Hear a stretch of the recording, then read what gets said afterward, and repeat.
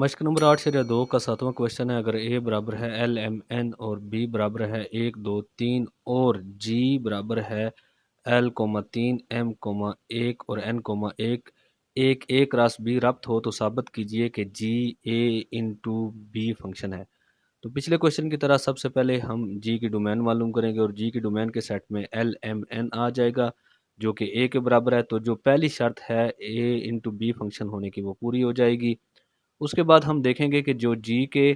Set میں جو مترتب جوڑے ہیں ان کے پہلے مقام پر جو اراکین ہیں ان میں تکرار تو نہیں ہے، تو جب ہم دیکھتے ہیں تو ایل ایک دفعہ آ رہا ہے، ایم بھی ایک دفعہ آ رہا ہے اور این بھی ایک دفعہ آ رہا ہے، یعنی ان میں تکرار نہیں ہے، تو جو دوسری شرط ہے اے انٹو بی فنکشن ہونے کی وہ بھی پوری ہو گئی۔